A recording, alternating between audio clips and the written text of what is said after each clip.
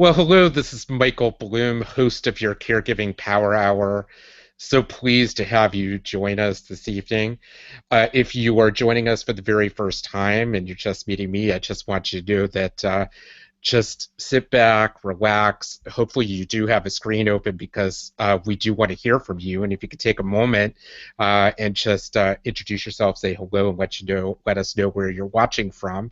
The purpose of the Caregiving Power Hour is to have a sacred hour for caregivers to really focus on themselves and their own needs. When we're in the journey of caring for a loved one who is dealing with an illness or a disease or a traumatic brain injury, all the focus of all the service and support tends to be on the patient, on the loved one, understandably.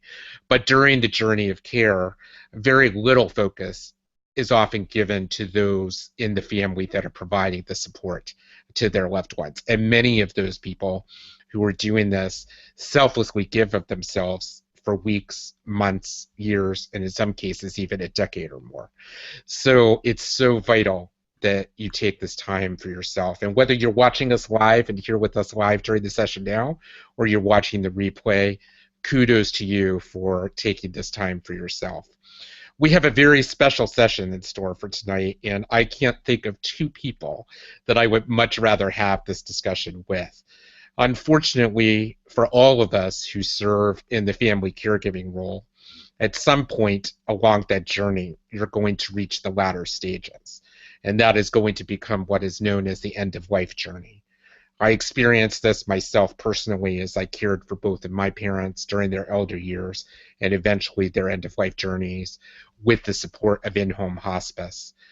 No matter what we do, there are a few things, as they say, we can't avoid, and one is death, and the other is taxes. And we are in the midst of a political season, so taxes is going to get discussed quite a bit. But death and dying is not discussed so readily because many of us are very uncomfortable with it. But again, I'm really thrilled to have two people with us that are going to help facilitate this discussion who know that this topic extremely well and not only explore it deeply themselves, but do exploration in similar discussions with this with other experts from around the world. So the first person I'd like to introduce is Dr. Karen Wyatt, who is the director of End of Life University. And one of the reasons I love Karen so much is that she really is on a mission to change the end of life discussion. She's a guide, a supporter, and a motivator that's really out to help people change our mindset about how we approach death and dying, and to think about this on an individual perspective and as well as a societal perspective. And Karen has many years of experience as a hospice physician and has also gone through a personal journey of loss. So before I introduce our next guest, Karen, I thought I would formally welcome you and let you say a few words. Thank you, Michael. It's a pleasure to be here. I'm really happy to share with you in this discussion, and I hope we can bring some enlightenment or some inspiration to your audience tonight. Thank you so much. And the next person that I want to introduce is Kim Adams. And Kim is a wonderful grief and loss guide, and she's also been my personal grief and loss guide after I experienced the loss of both of my parents. Another great thing about Kim personally is, as we have become close friends over the years, and I've talked about this with her before, is that Kim actually shares a birthday, has the same birthday as my mother. So I almost think that draws us even closer because I can feel that kind of spiritual connection of a shared birthday. So Kim is an expert grief and loss guide, and she also hosts monthly dialogues on how to live and die well. And at the end of the session tonight, I will make sure that you know how to stay in touch and to go deeper with both Dr. Karen Wyatt and Kim Adams, because both of them, if you're experiencing or on the journey of supporting someone through end of life, or even if you've recently lost a loved one, I can't think of two better people and their networks that could be helpful as you walk through this journey. So, Kim, I'd love to welcome you as well to the Caregiving Power Hour. Thank you, Michael. Yeah, it's just such a pleasure to be here, both with you and with Karen. And I think that our discussion tonight really will shine the light and really hopefully support individuals that are on this journey that the end of life or have lost a loved one. So, just really thrilled to be here, both with you and with Karen, two of my really favorite people in this work. So, thank you both. Great, great. So, to help get us started, I just thought I would share a bit of a personal story. And if you're somebody who's also already a follower of mine, you may have seen my tips email that came out this week that it provided you with an invitation to come to this session, which I'm glad you're here with us for. But also, I relate the story because we're actually having this session now just days after Father's Day.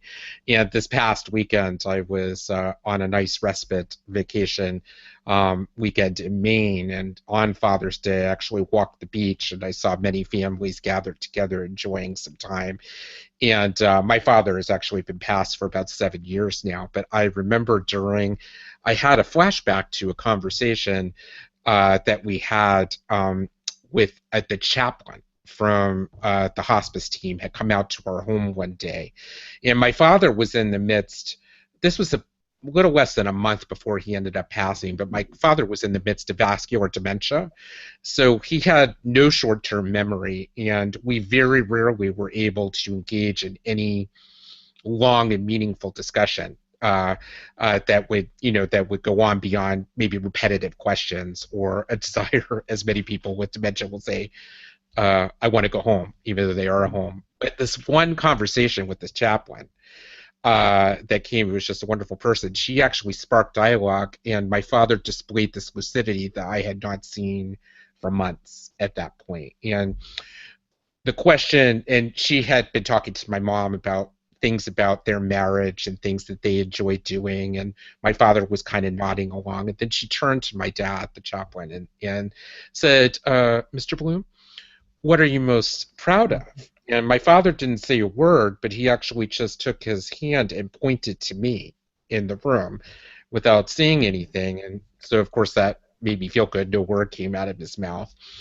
And she said, "Oh, that's Michael. Well, that makes sense." The chaplain said that, of course, you'd be most proud of your son. And she was affirming and validating what he said. And then she said, she asked the question, "Do you ever worry about Michael?" And he said, "Never."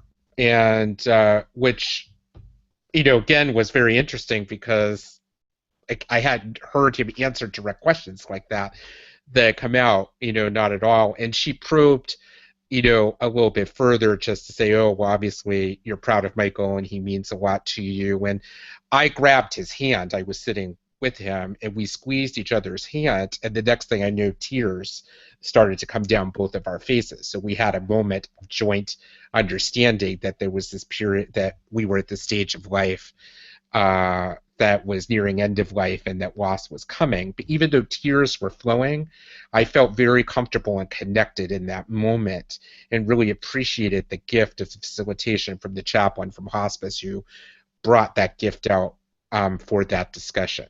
So I really wanted to share that during the time that could be so frightening and uncertain, and even when there seems to be much confusion, little words, even nonverbal things, even a point can bring such clarity and comfort. And I just wanted to kick off the story today. And if anybody else has feelings of loss or would like to get some feedback, we want this discussion to be interactive. This is about those of you that are attending this session as well. So I thought I would turn things over to Kim and Karen for some reaction, and then we can delve deeper into maybe some strategies as we think about this period of time of end of life. Well, Michael, I wanted to share your story reminds me of an interview I did not too long ago with a woman, Jean Denny, who has done some studies with nonverbal patients with end-stage dementia at the very end of life who are no longer communicating with their families. And she measured the heart rate variability of the patient and also of the caregiver or other person in the room with the patient. And she found that the patients responded to the presence, the loving presence of a caregiver or another family member who simply sat next to them in the room. And what was profound about that is that there wasn't an outward expression that anyone could see that presence was being registered or felt by the patient, but she could monitor it by seeing the variability of their heart rate.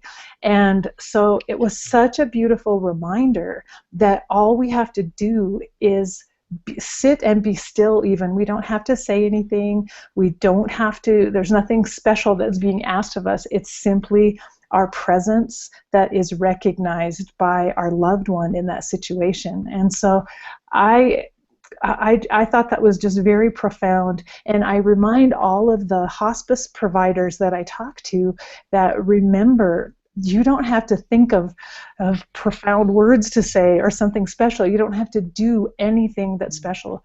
Just be there, just show up, and just come with your whole heart and with all of your love and compassion and be present. And your loved one will know that it's you and know that you're there. Mm. That's really wonderful. And the name of that person again, just for our viewers? Oh, her name is Jean Denny, Denney.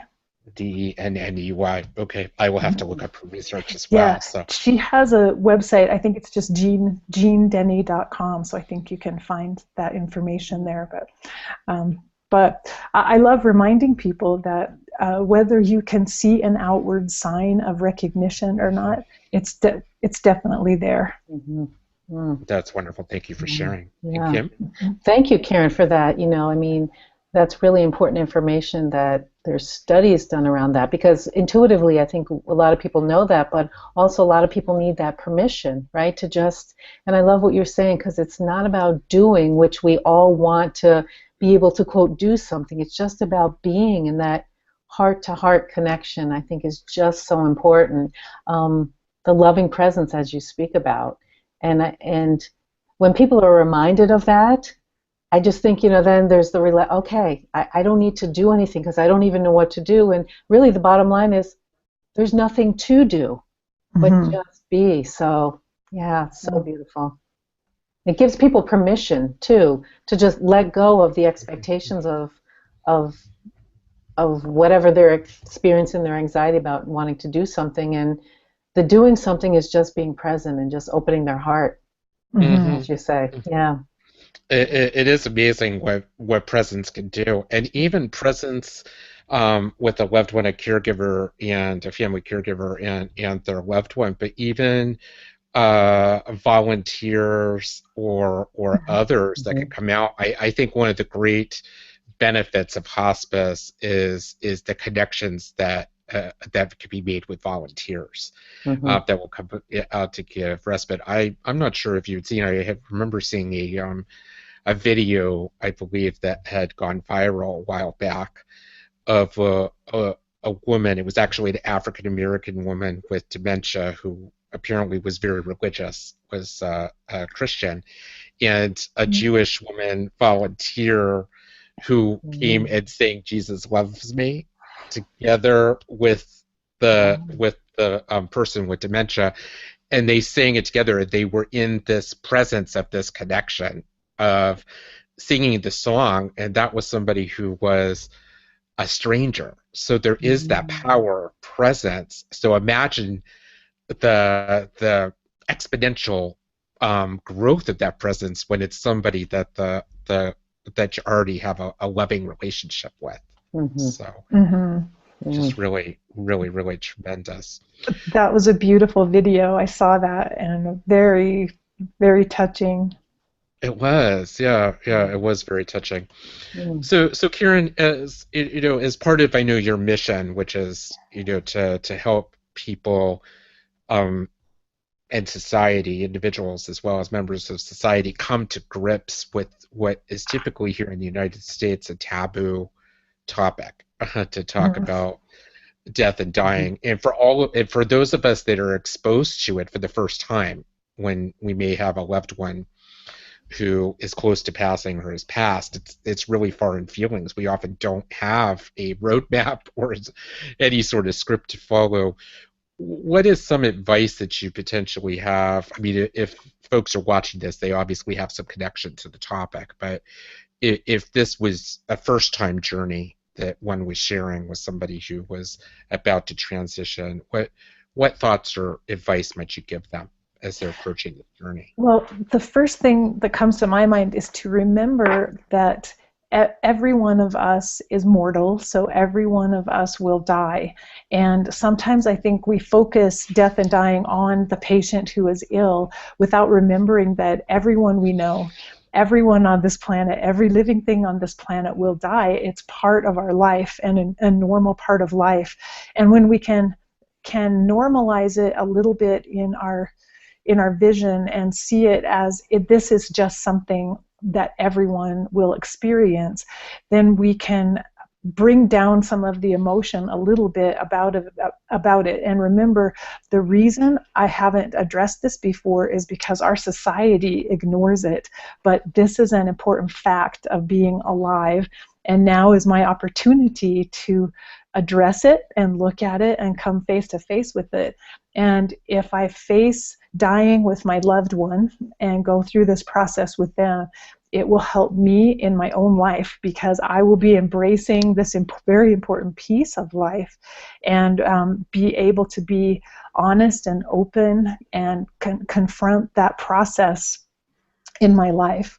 And so I personally feel like it's good to have as open a conversation as possible within the family, some with the patient if possible, though sometimes it's not possible to have that conversation depending on the level of consciousness or awareness of the patient. But I think being able to have open discussions is a good thing, and just bringing our feelings out in the open in spite of the fact that it's frightening. But every one of us has to come to the place where we are able to deal with it, or else we live our lives in denial, and we're denying one of the most important facets really of being alive, which is the fact that life is fleeting and it's precious and it's beautiful because we only have it for a short time. And so remembering that the sooner we address death and dying with our loved ones, the sooner we can start treating every moment as precious and making the most of every moment we have together and not wasting a bit of that time. So I try to look at the dying process as by addressing it openly and by facing up to it, that can be one of the most positive experiences we actually have, that can allow us to have deeper connection, to say the messages we need to say to get deeper with meaning in life, than if we dance around it and try to avoid it. So my first tip is to just be as open as possible, share your fears, share your feelings, but get the conversation started and bring it up with everyone in your circle. Mm. That makes a lot of sense. One follow up, I think to that though, and I know this from a few people that I've worked with. In some cases, the caregiver feels like they're ready to have that discussion, but their loved one Mm-hmm. may Mm-hmm. not be. That they're providing the support to just wants to put it off, doesn't want to deal with it. It maybe is probably going through their own stage, as we know from Kubler-Ross, sort of the stages of how you're going to cope with what's coming. But what would you recommend necessarily for for a caregiver who's finding the loved one they're supporting who has been given likely a short period of time to live but is not willing to talk about it? Who else might they seek to for Then counsel? I would say other family members, if they are available, or if you have a hospice team available, people in hospice. But I think it is really important for the caregiver to be able to address those issues. Otherwise, it's storing up and repressing Mm-hmm.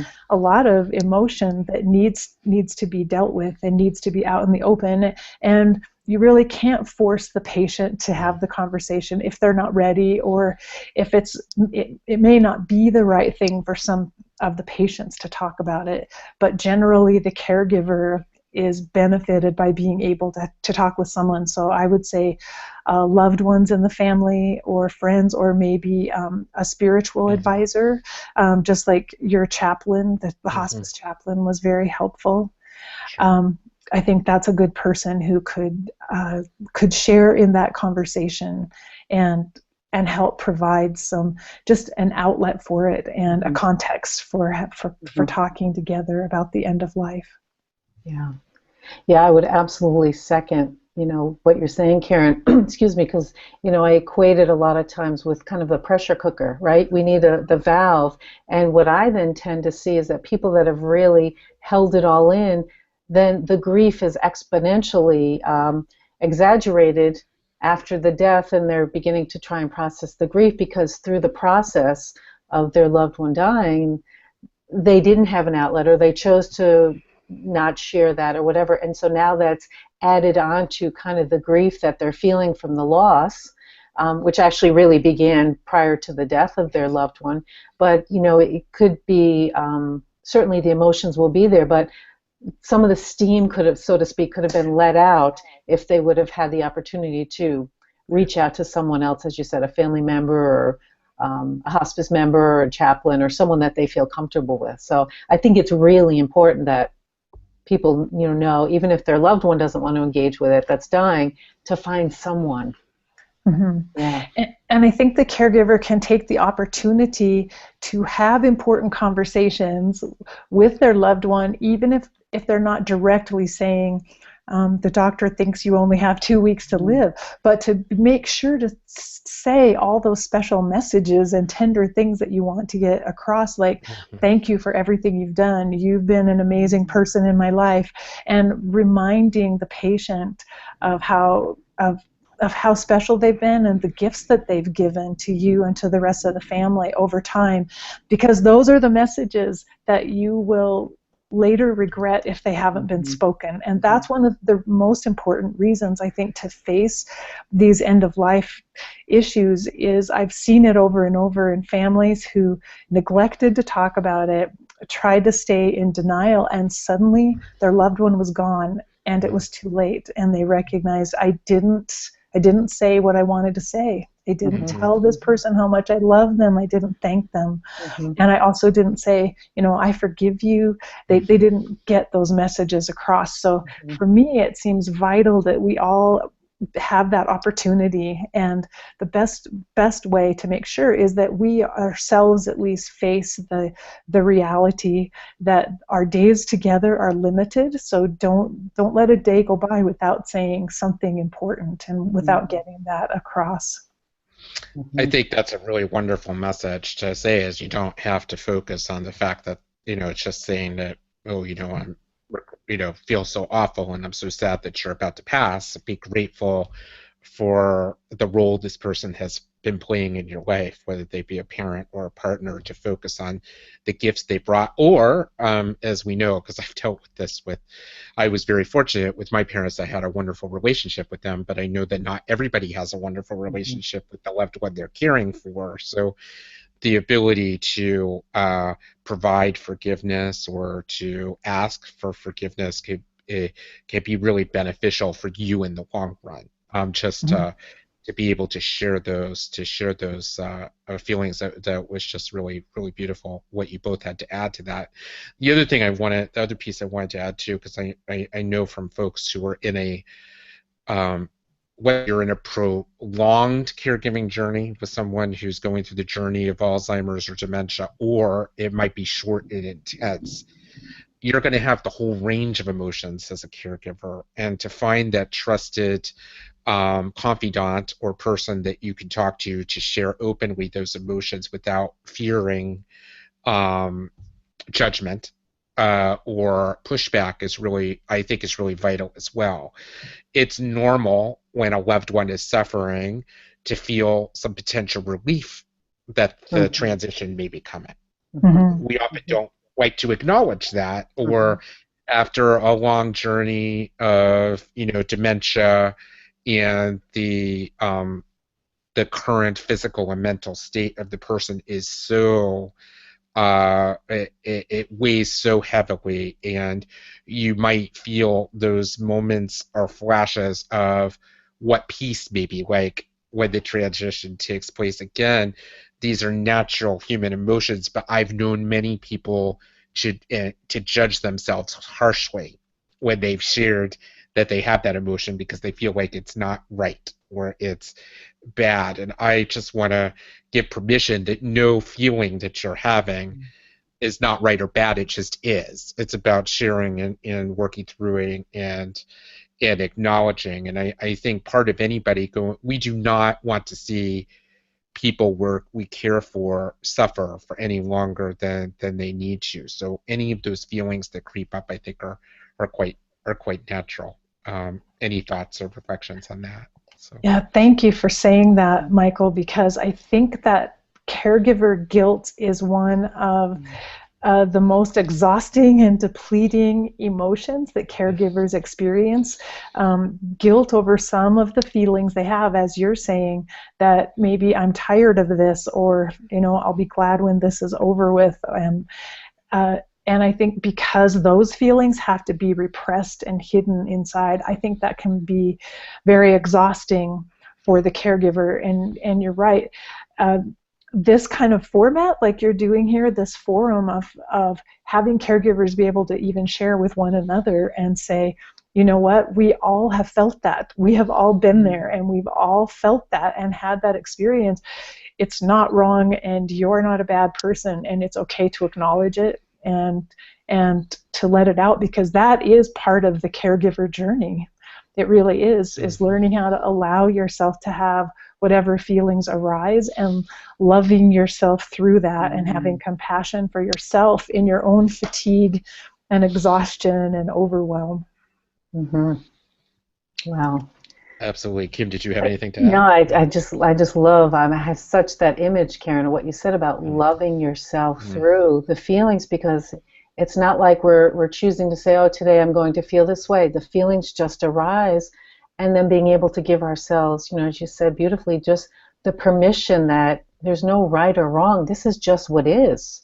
And to be able to not deny that or push it away or try and stuff it down because it's going to show up in some other way, that we're already exerting a lot of energy in the caregiver role, so we don't need to add to it by trying to diminish and deny and push down something that is energy that's going to come back up too. So yeah, I would absolutely just echo the being gentle with ourselves and just acknowledging. And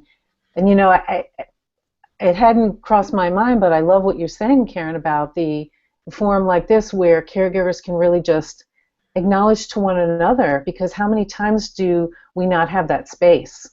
Do we not have the ability to say, you know what, this individual can really kind of relate to what I'm going through, and be able to just share openly and honestly what's coming up. So yeah, It's a beautiful. really good point. And let's even look at social media.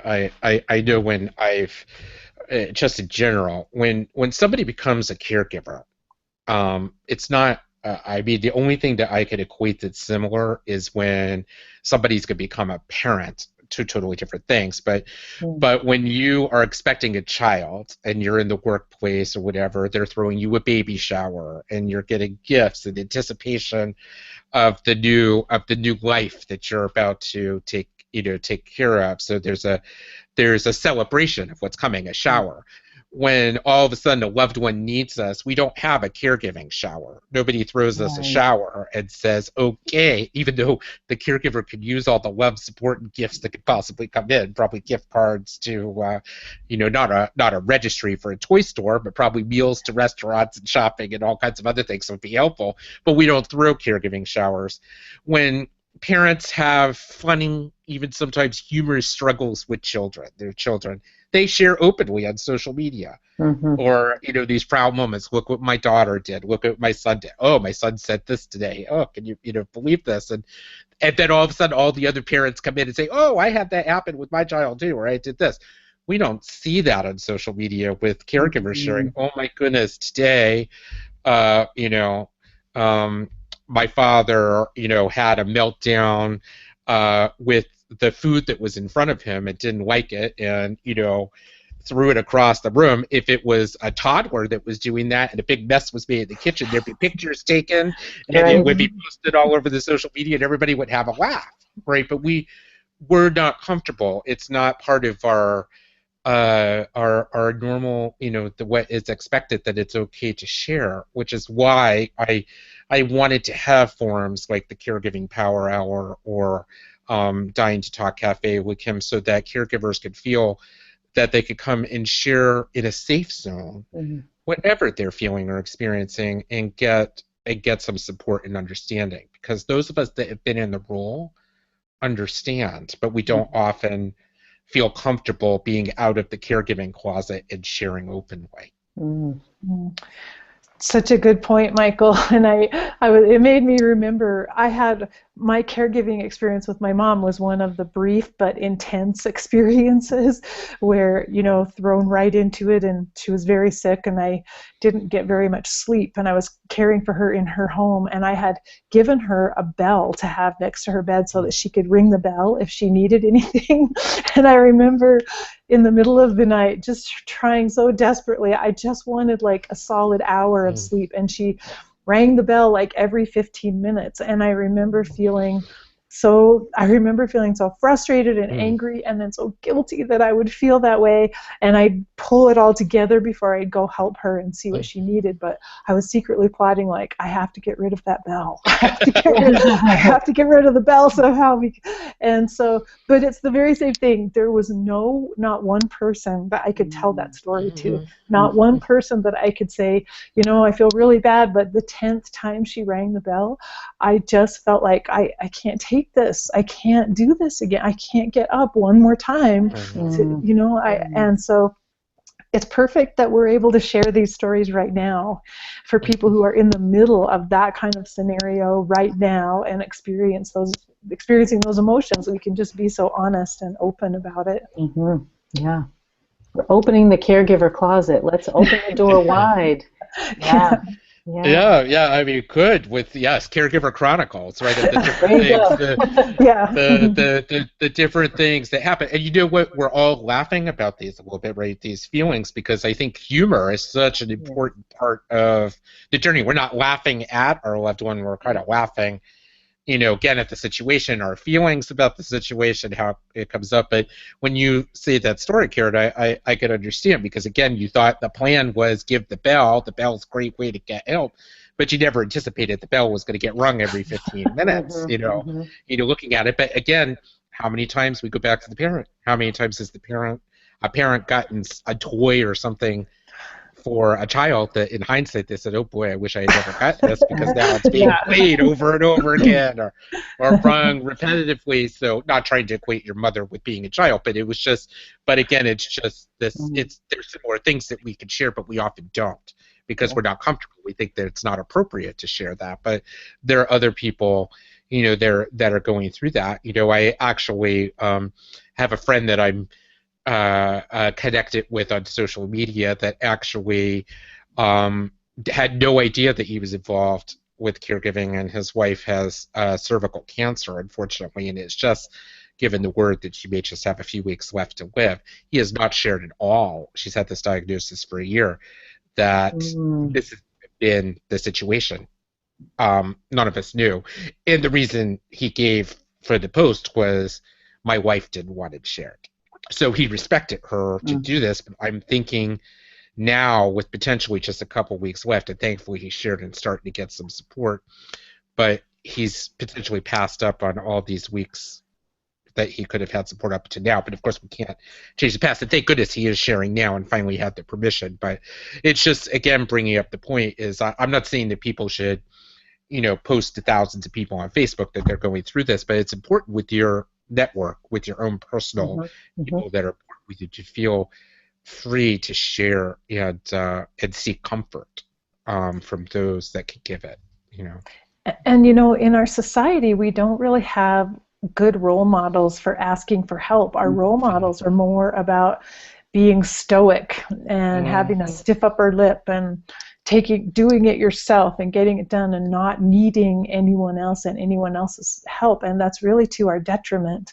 We're so much better together than we are alone Mhm. when we're meeting challenges, um, and bringing in all the help and all the support we can get from others and sharing it goes so much better for us, and we grow so much more, and we can have so much more meaning and depth in the experience by allowing other people to be part of our caregiving experience. So I think that's part of the journey of a caregiver, actually.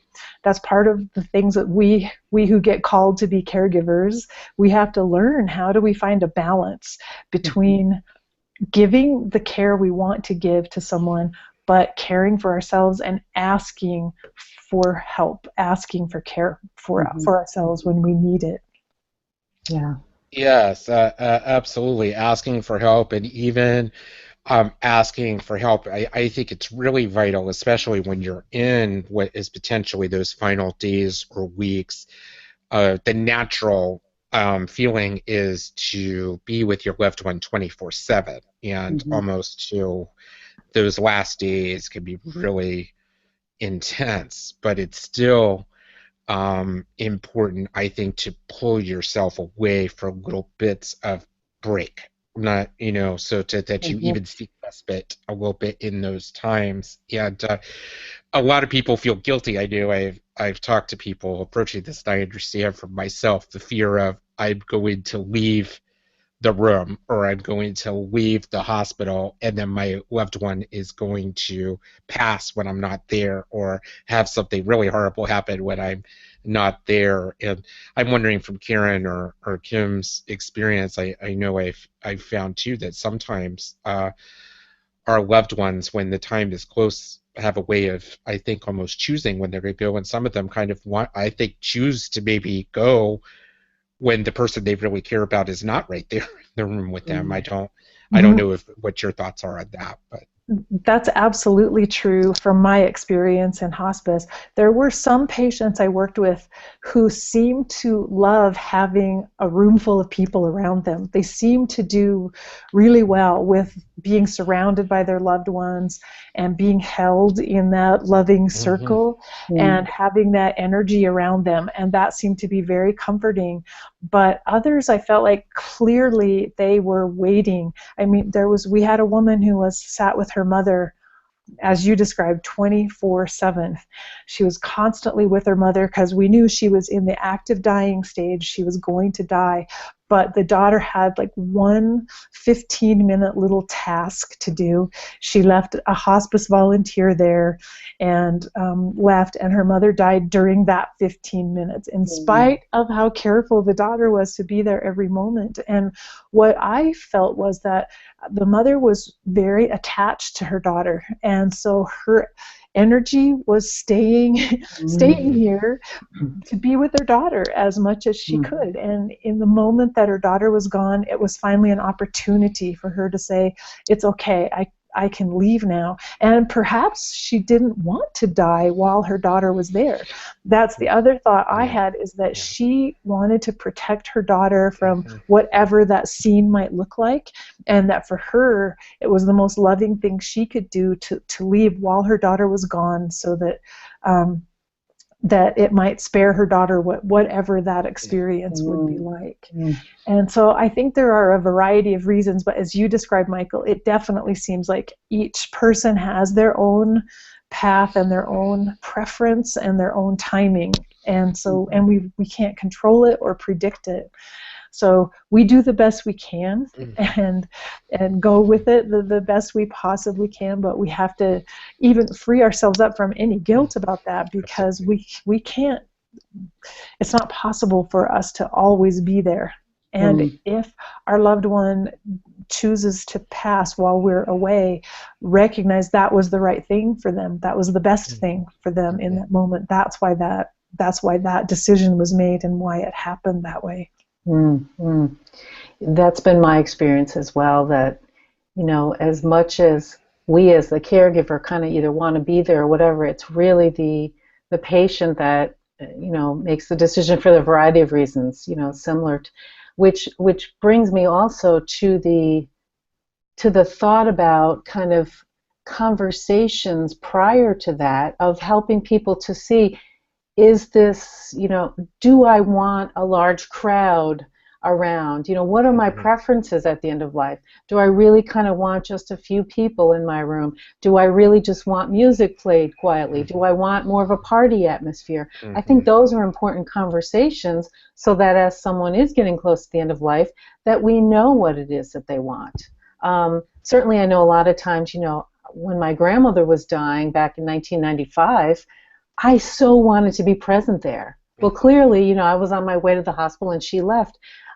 She departed prior to, and again, it was, she had not wanted a big, we knew what she wanted. She did not want a big fanfare and have people around. She just wanted things quiet. So I think that is an important conversation to have, so that, people and family and caregivers, we know what our loved one wants, or at least a sense of what's important to them, so that they can, because this is their journey, so that they can really process through their journey the way they wish to. So that just raised my, I raised that around thinking about people leaving when it's their time, and honoring what it is that people want at the end of their life.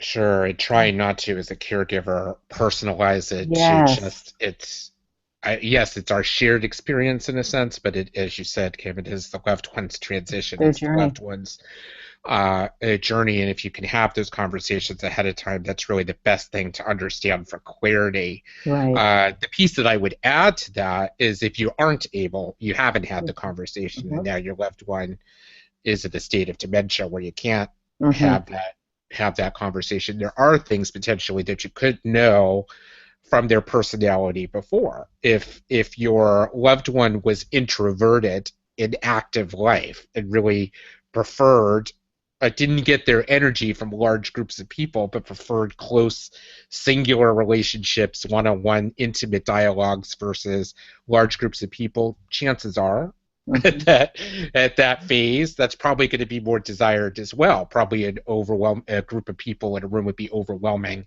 still.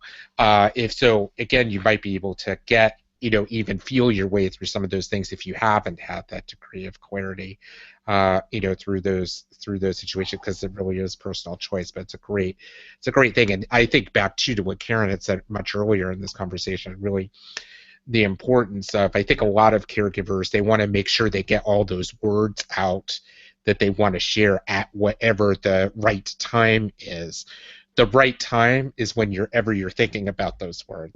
So you don't wait until the final breaths are approaching. I mean, if you have the words that you want to give, the gratitude, the love, the appreciation, the seeking of forgiveness, do it when you're thinking about it much earlier in that process before you get the words out, because as we said, even whether somebody's in an active dying process or not, none of us are guaranteed tomorrow. So if you're thinking it, share it. So that just to add that too. Karen looks like she wants to say something. Yeah, no, that's so true. That's so much my message right now to all of us who are healthy right now, who are not experiencing terminal illness. My daughter, who's 27, two of her friends in the last few months have died in accidents. Any one of us at any age, at any level of health can die in a moment's time. And so that's the thing, that our society, we've lost so much by not having that realization and that awareness around us all the time. And it's the greatest gift I received from working in hospice, is being able to remember every single day, this could be my last day. And what if, when I say goodbye to my husband this morning, what if I don't see him again? So I'm going to make sure I spend 10 extra seconds and say, I love you, have a wonderful day today, instead of just sending him out the door because I don't know. I don't know what will happen. And that has been the most tremendous gift that I could ever have received, is simply that awareness and being able to think in every moment, like, this could be the last. This could be my last sunset. I'm going to appreciate it. I'm just going to stop here for a moment and look at how gorgeous the sky is and appreciate it, because who knows if I'll see a sunset again. Yeah. It really brings us into the present moment of gratitude, right? Because you're right, yeah, we just don't know. So really just be so thankful and grateful for what we have right here. How many are still looking so far ahead, or when I retire, or when this, or when, it's like, no, let's pull it back to here. This moment is really all we have. Mm-hmm. Yeah. Absolutely, this moment is all we have. And Mm-hmm. I was about to type a message into the chat with those that are here, which is just to feel free to share your own thoughts or comments. We do have some folks here with us, and would certainly love to hear from you. Love to have you enter the dialogue. This is your safe space. This is the Caregiving Power Hour, the sacred time to share your thoughts. We are about 15 minutes from the top of the hour, and I think this is a good time to share this to you rather than right at the end.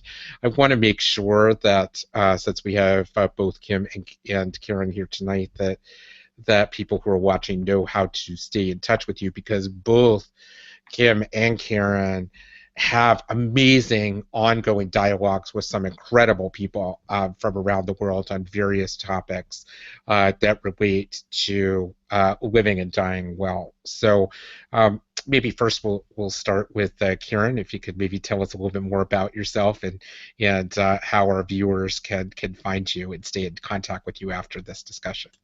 Sure. Thank you, Michael.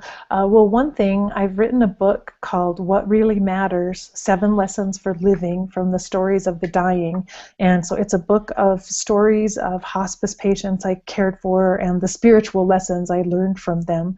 So that book is available on my personal website, which is KarenWyattMD.com. But Michael's also referring to another website I have, another project, which is called End of Life University. And the URL is eoluniversity.com. And I do 2 interviews a month that are posted online that you can listen in with all kinds of different people, very diverse people who work in the end-of-life arena. And my goal is simply to put conversations about death and dying out there so that they're available for people to hear, people with questions, people who are curious, people who might even be afraid, but who can call in and listen to a topic that might interest them. So that's eoluniversity.com is the website. And thanks, Michael, for that opportunity. Oh, my pleasure. And Karen's book is really, really fabulous. A great way to take in some of the great lessons, rich lessons that could be learned from those stories, from those real experiences. And I have put both of her sites in the chat roll, and we'll make sure that they're part of the follow-up email that goes out as well. So one is KarenWyattMD.com and eoluniversity.com. And next, I'll turn things over to Kim Adams. Great, thank you, Michael.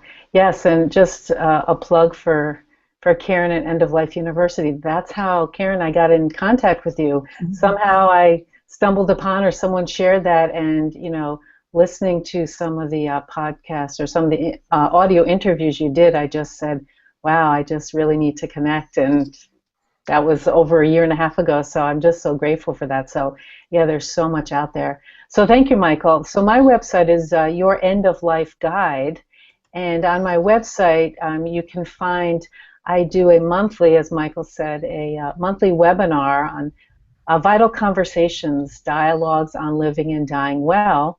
And I have a different guest every month on a topic around end of life, death and dying. And very, very proud to say that, Karen, you were my first guest and kicked off the series a year ago, January. So from there, it's just taken off. And again, it's just an opportunity for people to just hear various topics and just engage in, and just once again realize that we all die, and we can plan for that. We can have conversations and just talk about the various things that are out there around it. So, for example, last month I had an expert on funeral planning, and just there's multiple layers and information, and that's my goal, is to really provide information and options for people to know that there's so much available for people that we aren't even aware of. So just providing that for people to get options and information and content. So that all of the webinars that I've done the recordings are on the website, so people can read through, and there's a little bit of a paragraph about what they're about, so people can check that out. And the other piece that I do, that's an educational piece that I do around this, just as Karen said, to just let's begin to continue, let's have those conversations. And then I work one-on-one individually with individuals, both that are at the end of life and also with family members and loved ones in the grief process. And just another resource to continue these very, very important conversations and support people through these journeys. So thank you, Michael. That's great. I highly recommend work with Kim if you're dealing with loss during the caregiving journey, but especially after the caregiving journey comes to an end. I can speak from a personal testimonial for the quality of Kim's work, and as to how dedicated she is, with this process and understanding. We did actually get a comment from one of our audience members, and it actually kind of ties into a bit of what can happen after the caregiving journey comes to an end with families. Gina, thank you so much for your courage of sharing, which is one challenge my family ran into when my dad died from Alzheimer's in March, is that we had no plan of where to put his ashes or urn. And right now my sister has the urn at her house, but it is not a great plan because we're not on speaking terms, so I've not been able to visit the urn and get closure. So, well, I'm really sorry that you're going through that. That is a really, really tough situation. I wonder if there might be, it sounds like you and your sister are not as speaking terms, but perhaps another family member may be. I know a lot of times, and Kim may have more experience with this than me, but something that comes to mind with this, because I did have a friend who went through a similar situation, whose loved one had ended up in the ashes ended up in the presence with another family member, and the family member didn't want to part with ashes. I don't know if people think that they have to part with all ashes, because I've known of situations where people have taken parts of ashes and actually put them into necklaces or other things that are just a portion of ashes, so they can be shared among a number of family members. So perhaps another family member could potentially broker a discussion of a way to claim a small portion of your father's ashes for yourself, so you have them, so they're not all just in one person's presence. But I didn't know if others had any thoughts on that topic too, but it was just something that came to mind. And feel free to add questions or thoughts to what you shared, Gina, too. So Kim or Karen? One thing that comes to my mind, Gina, is to remember that you don't have to be near the actual physical ashes to find closure with your father. So it might help if there is some sort of a location, some place where you and your father shared something special, a tree or a garden or even a restaurant, or if there's a physical space where the two of you had a special interaction, you might make that your place where you go to be close to your dad, because you cherish it, and because most likely your father might have cherished that interaction as well, and that can be your own secret special place where you go and you feel the connection with your dad. And so I feel you could experience that anywhere. And if you think about it, you may you may know just the right spot or just the place where you could have that, feel that kind of closeness and closure without having to obtain the ashes if that isn't possible. That's great. That's wonderful. Thank you for sharing that, Karen. Yeah, that's immediately what came to my mind too, is that, of course, not having the ashes is the reality right now, and so being able to find that special connection. And Karen, I love your suggestion of a special place or a tree or something where there is that shared connection. And I think, yes, Gina, just really sit and just get quiet and just take some deep breaths, and I'm sure that something will come to you. And also, I was thinking, kind of almost in addition to that, almost a ritual that may be something special that you could do to really, honor and connect in with your father. So those would be kind of the pieces that I would add. Mhm. I love that too, Kim, and actually came to think there have been times even in my life recently with the passing of my parents. I haven't always gone to the cemetery on like an anniversary of death. I've started a new ritual of on the day of their passing, which I now refer to as an angelversary, of Mm-hmm. having a favorite food item that they enjoyed, and usually a favorite music of theirs going in the background. So it's kind of my recognition. So fortunately for me, because they were also chocoholics like me. I had two parents that were chocoholics. I'm a chocoholic. So it's very easy to please myself with the food ritual too.